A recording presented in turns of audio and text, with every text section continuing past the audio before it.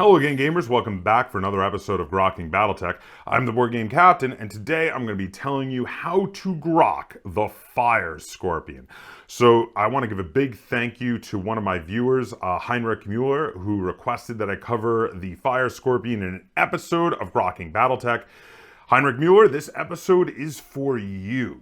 And before I get too into this, I do want to say I have a ton of links in the description down below. There's a link to BoardGameCaptain.com, which is a great hub for all things Board Game Captain. There's also a link to my Teespring store if you'd like to get yourself some Board Game Captain merch, t-shirts, mugs, etc. And there is a link to my Patreon if you're in a position to and would like to support the channel. The Fire Scorpion. Now, this is a clan battle mech. This is a totem mech of Clan Goliath Scorpion. So what does that mean? That means that generally speaking, this was mostly only fielded by Clan Goliath Scorpion, and this was a mech that predated the Omni mech technology. So this is kind of at this point, from the Clan Invasion on, has really been relegated to more of a second line unit for Clan Goliath Scorpion. So I did a bit of deep diving into what the Fire Scorpion was meant to do, and they really kind of intended it to do a lot of city fighting, to defend cities or urban areas or industrial complexes, things like that, things with a lot of dense terrain where it could, kind of use its mobility to its advantage and ambush enemies. They also meant it to be a very affordable mech. These are things that they were really going for. They even used single heat sinks on it and a fairly small engine for a clan mech to try to make it cheap and easy to mass produce. So these are the kind of the things they were going for.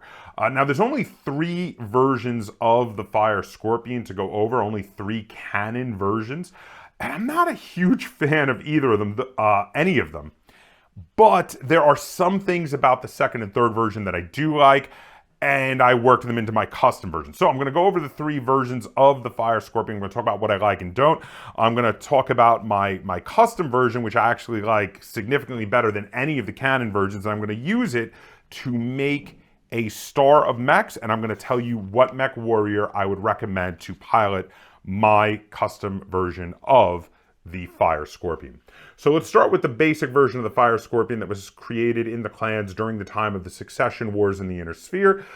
This is just the basic Fire Scorpion. Now, it is a 65-ton quad mech. It has a 4 walking and a 6 running. Its armor is as follows. It has 31 armor on the center torso, 22 on each side torso, 9 on the head, and 29 on each of its 4 legs. It also has a rear center torso armor of 10, rear side torso armors of 7. This is actually pretty good for the size of mech that it is. The armor is nothing to sneeze at. Now, its firepower is the first area, though I have issues with this one. So this one comes with an LB-10X autocannon and an Ultra Autocannon 10 along with an A-pod on each leg.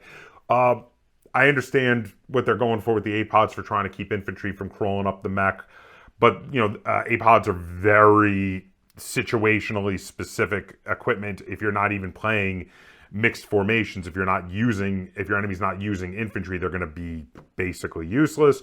So in regard to the Ultra Autocannon 10 and the LB-10X autocannon, this is not bad firepower, but it's not great either, and it's very undergunned for a 65-ton clan mech. Now the heat sinks, it's got 10 single heat sinks, which is actually fine for the amount of heat it's putting out, because the combined heat from those 2 weapons is only 5, so it actually doesn't need double heat sinks. And the best thing about this mech, for its size, for its fairly good armor, for its okay fire output, it's only 1,546 battle value. So that's a huge plus. It's very affordable to fit in a lance, but generally speaking, I'd rather pay more battle value and get a better mech. Not a huge fan of the original. Now the second version I like better. The second version, the Fire Scorpion 2, we keep the armor exactly the same, no changes whatsoever. 31 center torso, 22 on the sides, 29 on each leg, 9 on the head, 7 and 10 in the rear torso areas respectively. So for the armament of the Fire Scorpion 2, we swap out the Ultra Autocannon 10 for an Ultra Autocannon 20. This is even better for, you know, ambushing people in a city fight type scenario or in an area with tight terrain. Does a lot more damage if you can use the terrain to your advantage to pop out in like medium or short range with the autocannon 20 and unload on an enemy. This is fantastic. We still have the 4 A-pods, but I feel like they're even less needed in the Fire Scorpion 2 because the Fire Scorpion 2 has 4 machine guns. Now, these 4 machine guns are great because either they could be used to find the holes that the Ultra Autocannon 20 has made, or they could be used to take out infantry, which is why I say that the A-pods are less necessary in this version. This version also comes with an active probe for if you're playing ambush scenarios and you're looking for an enemy. And it has 2 LRM-10s. And again, clan LRM-10s have no minimum range, so these can still be used when you ambush somebody in close. And they also have this nice dual purpose mechanism here for the Fire Scorpion 2, where if one of your other mechs further away is in point blank range with an enemy and you can't directly see it, you can do some indirect fire with the LRM-10s and back them up, which is nice. It's not bad. This is a significant upgrade. This version is created in the clan invasion time period, and I think it is a significant upgrade to the Fire Scorpion 1, and I quite like this one a lot better. Now, the third Fire Scorpion, the Fire Scorpion 3, is a Jihad era version. Again, we maintain exactly the same armor, so I'm not going to go over it a third time. Again, we have the 10 single heat sinks. This one, though, adds jump jets. So you got 464 on the movement. This is a huge upgrade because with the 464 on the movement, you can do that kind of ambushing in a city environment much better than the earlier versions. It also maintains that Ultra Autocannon 20 that I love from the Fire Scorpion 2. So this is, again, great that it's in the Fire Scorpion 3. And then it swaps out most of the other weapons. You've still got the active probe. It did get rid of the A-pods. It got rid of the machine guns, and it got rid of the LRM-10s. Instead, it has 4 AP Gauss rifles and a targeting computer, which is a bit of a head scratcher for me. The only thing I could really think to use the targeting computer for is once you punch holes with the Ultra Autocannon 20, you can use the targeting computer to try to target those spots with the AP Gauss rifles to get the crits. The problem is if you're firing the Ultra Autocannon 20 on full auto, which is the reason to take an Ultra Autocannon 20, you can't use the targeting computer with it for aimed shots. So that's an issue. You can fire a single slug, but then why not just take an Autocannon 20 and free up some extra weight to maybe put some more weapons on this thing? So again, this one's a bit of a head scratcher. My favorite thing about the Fire Scorpion 3 is that they added jump capability to it, which is really good. Okay, so now I took some of my favorite things from the Fire Scorpion 2 and the Fire Scorpion 3, and I created a custom version of the Fire Scorpion created by my own personal mech design firm, KIWF, named after the last initial of its 4 founding members, but affectionately nicknamed Kill It With Fire by its fans. So the Fire Scorpion KIWF 2, because I started with the Fire Scorpion 2 for making this. Apparently KIWF was doing some under-the-table work for the clans here. This is meant to be a clan invasion era version, a upgrade of the Fire Scorpion 2. So now the Fire Scorpion 2 was at 1,749 battle value. I did up that significantly. I went up to 2,071 battle value, several hundred battle value more, but I think it's worth it. I think it's significantly worth it for the upgrades that I gave it. So the first big upgrade I gave it was I swapped out the single heat sinks for double heat sinks so that I could be able to put in a lot more firepower on this baby. Now, if you remember, the Fire Scorpion 2 came with 2 LRM-10s, 4 machine guns, an Ultra Autocannon 20, an active probe, and the A-pod. So the first thing I did was I took off the active probe, I took off the 4 A-pods, I took off the 2 LRM-10s. Now, I love the Ultra Autocannon 20 on this thing. That was going nowhere. So that stayed exactly where it was, and it had enough ammo, so it stayed with all its ammo. Now, I love the machine guns, but there was kind of too much ammo for these machine guns, and I felt like they needed more. So I upped it to 8 machine guns, and I feel like the 8 machine guns are going to be plenty for dealing, 1, with infantry, and 2, you don't need the targeting computer of the 3. This many machine guns are going to find the holes that you make with the Ultra Autocannon 20. It'll be fine. So I think this is going to be great for ambushing somebody, especially if you can get them in the rear. Those 8 machine guns could just chip away at rear armor, just shooting all over the place, even on their own. Also, of course, machine guns don't really cause any heat, so this is not causing any heat issues. But to help with intercepting a bit, especially since it's going to be jumping and causing some extra difficulty to hit with its own weapons, I decided to throw on some pulse weapons, especially because since I had doubled up the heat capacity by making it having double heat sinks, I figured it could handle a bit of pulse laser. So I gave it 2 medium pulse lasers and a small pulse laser. Now the machine guns and all the pulse weapons and the machine gun ammo is all in the right torso, while the Ultra Autocannon 20 and all of the Ultra Autocannon 20 ammo is in the left torso.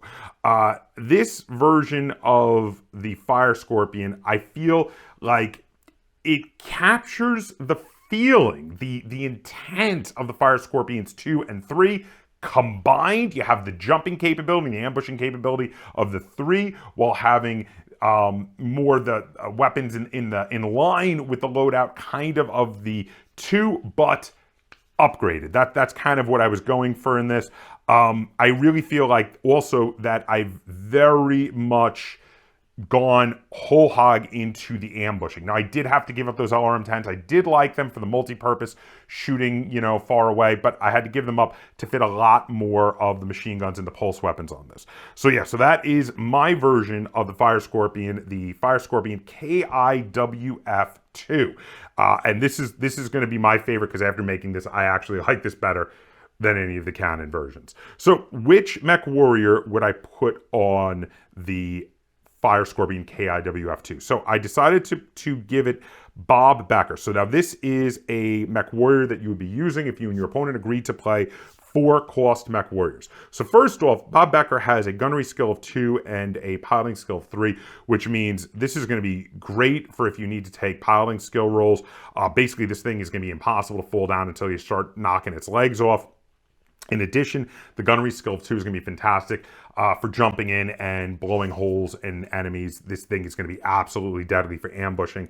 And then it's the abilities that Bob Becker has are Jumping Jack, which instead of getting a +3 difficulty when jumping, you only get a +1, which is huge for a mech that's meant to jump around a lot. And even when it's not jumping, it's a quad mech, which is a bit more maneuverable, especially for running around the city fights, because they can do the lateral moves. The rear lateral moves while walking are done for 1 movement point, and while running, you can do the front lateral moves for 2 movement points without having to turn.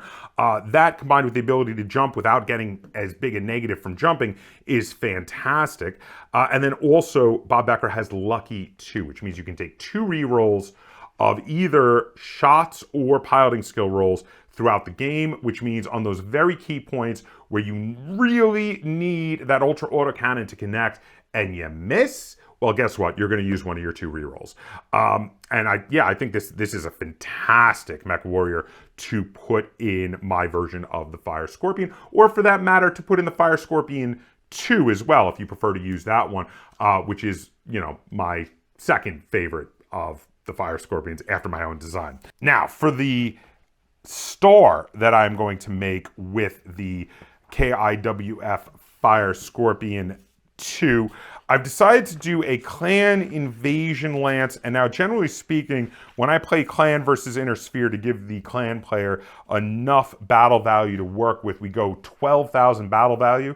So that way the inner sphere player will have 2 lances, while the clan player will have a full star of 5 mechs, including some very good sized mechs. But also for this 12,000 battle value clan invasion era lance, because this is a second line mech, I decided to go with a theme. I decided to make a star of second line clan battle mechs meant to defend something like an industrial complex, a city, a hidden base in the middle of a jungle, something with dense terrain all around it.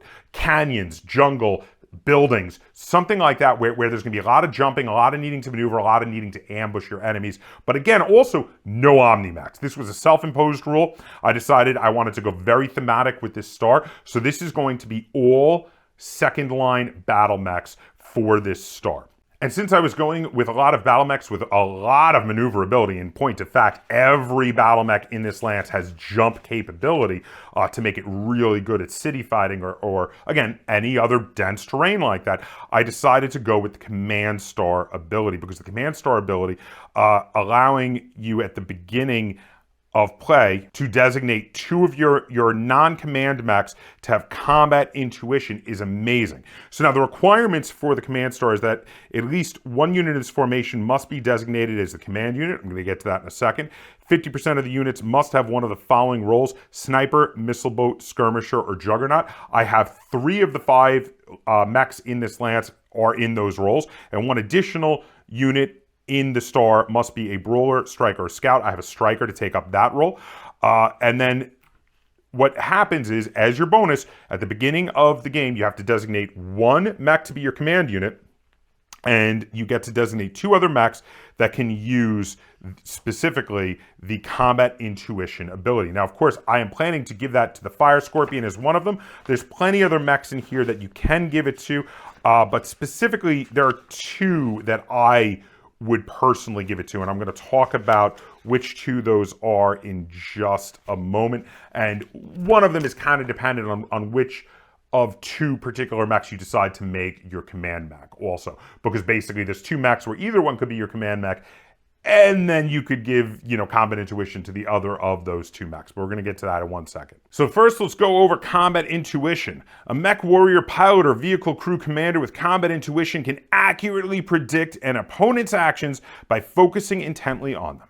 During the end phase, players must declare that their units with this ability will use it and select a target. This action is extremely taxing and causes 1 point of immediate damage to the unit's pilot. Now, this is why you're not going to want to use this too often, because taking damage to your pilot is no joke, especially since they, every time you take damage, you have to check to see if you can remain conscious. So that you're going to use this ability sparingly when you really need to jump in and capitalize on an opponent's move to shoot them in the back. Though combat intuition may be used as often as every turn, this point of damage can pose a danger to the mech warrior if the ability is overused. So there are 2 ways you can use it. First, after initiative is rolled during the following turn, choose one. In the movement phase of the following turn, the combat intuitive unit may take all of its movement, weapon attacks, and physical attacks at once in that order at any point before its target is activated for movement, including before any other opposing units have moved. The target will not have movement modifiers, but is not considered immobile. And any damage inflicted by the combat intuitive unit's attacks takes effect immediately. The remainder of the turn continues as normal, but the combat intuitive unit may not be activated again during the weapon attack or physical attack phases. All modifiers to attacks against the unit, including those for its movement, apply as normal. So this is a great way when you have a straggler mech, a mech that's somewhere in the city that you're defending from your enemy's side. They've separated out from the bunch. They're in a position where you can just jump in right behind them and not have any extra difficulty from them moving. It's time to take it. You don't want to do it if they've got a lot of backup there, because then once you've moved first and the rest of the other mechs can just run in behind you and shoot you up too. But it's a great way to use this ability, again, when you've got a mech that you've managed to separate off from the pack and you're ready to just, come in for the kill before they're even able to do anything that round. Now, the second way to use combat intuition is that the unit may move after all other friendly opposing units have moved, and may declare its fire during the weapon attack phase after all other units. So in this way, they will get their modifiers for their movement, but you get to see where everybody moves and everybody does everything before you decide to go in for the kill. So you can really, really, really take advantage of seeing where everybody else goes before you decide to move. Now, both of these are great abilities and are going to be absolutely deadly with this lance. So again, we're starting with, we have the Fire Scorpion KIWF2 with Bob Becker is the first mech in the lance. Now, the second mech in the lance is neither one that I intend to be the command mech or a mech to get the combat intuition ability. This is more of an interceptor mech to help you hunt down and deal with fast mechs that are running through the city and trying to get in behind you. This is the basic version of the Peregrine. It is a 35-ton mech designed during the Succession Wars. It is a clan battle mech. It has 696 movement, so 6 jumping capability, and it has a large pulse laser and 2 medium pulse lasers. It also has 10 double heat sinks for 20 total heat sinking capacity, meaning that it can just about handle all of its weapons firing with only overheating a little bit. This is a really fun interceptor mech for a pre-Omni-mech kind of lance that I'm doing here. And I think this is a really good one to hunt down light inner sphere mechs, or even like clan mechs that are trying to come in and get around behind you. Now next, I have the tag team partner of the Fire Scorpion. We have the Stalking Spider. Now this is a 50-ton quad mech. Again, every time I'm doing a lance with, or a star with quad mechs, I always get quad fever, and I feel like including another quad mech. So we went with the Stalking Spider. Now this is the basic version of the Stalking Spider, which I actually really like this version of the Stalking Spider. It's got 11 double heat sinks. It's got a decent amount of armor where it's got 15 in each side torso, 21 on the center, 20 on the legs, 9 on the head. Not too bad for a medium mech. Significantly better than the Peregrine, who's only got 13 on the front torso, 10 on the sides, 9 on the arms, 11 on the legs. The Peregrine is going to have to use its jump capability and its speed to stay alive, whereas the Stalking Spider can use its speed to stay alive, but can also take a hit. And then for firepower, it's got an ERPPC, which remember, clan ERPPCs do 15 damage in one shot, 2 medium pulse lasers, and 2 SRM4s. This thing is a wonderful city ambusher. Again, this is a mech that you could possibly give as your second mech for combat intuition in this star if you wanted. Now, the final 2 mechs, one of these will be your command unit for this lance, because I was able to fit 2 assault mechs in this star because a lot of these other mechs were fairly affordable for clan mechs.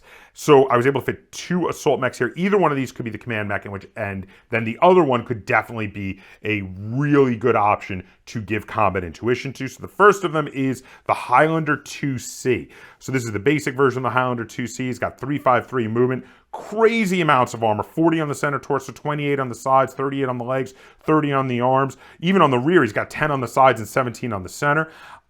It's got 12 double heat sinks, and then for firepower, he's got an LRM-20 with an Artemis 4, and again, no minimum range on clan LRM-20, so this can even be used when ambushing someone at point-blank range. It's got 3 medium pulse lasers, a Gauss rifle, and 2, count them, 2 Streak SRM-6s. This thing is brutal, and really only outclassed slightly by the final mech of the star, which is the Behemoth 2, also known as the Stone Rhino 2. Now, this version of the Behemoth has 16 double heat sinks, an insane amount of armor with 44 on the center torso, 32 on each side torso, 34 on the arms, 42 on the legs, 10 and 15 on the rear, respectively, full 9 on the head. It has a 353 movement, so it's right there at the same speed as the Highlander 2C. And then the weapon loadout for this thing is nuts. You've got an anti-missile system, a Gauss rifle in the right torso, a heavy medium laser in the rear right torso, a Gauss rifle in the left torso, a heavy medium laser in the rear left torso. So if anything gets behind this thing, it's still in trouble. You've got a heavy large laser in the right arm with a heavy medium laser and a heavy small laser also in the right arm, and then the exact same armament in the left arm, and a pair of APODs just to deal with infantry because it doesn't have any anti-infantry type weapons on it if they try to climb up its legs. Okay, so this star of clan second line battle mechs are to defend the city, or defend a hidden base in a jungle, or defend an industrial complex. And they're going to jump around, and the quads are going to jump or move around with their quad movement, and they're going to try to peel off stragglers from the enemies that are trying to hunt them down and ambush them. This is meant to play hit and run tactics. Come in and ambush someone when they're vulnerable, when your opponent makes a mistake, and peel them off with minimal risk to yourself, using the combat intuition when you can, using Bob Becker's rerolls for their Ultra Autocannon 20 when needed. And I think this could be an absolutely deadly city tech, city fight sort of star for the clans to play in a 12,000 battle value clan invasion city fight scenario. So there you go. If you have any questions or comments or concerns on my star that I put together for my version of the Fire Scorpion, let me know. Tell me what you thought of my custom version of the Fire Scorpion. And if you prefer one of the canon versions to mine, let me know which is your favorite.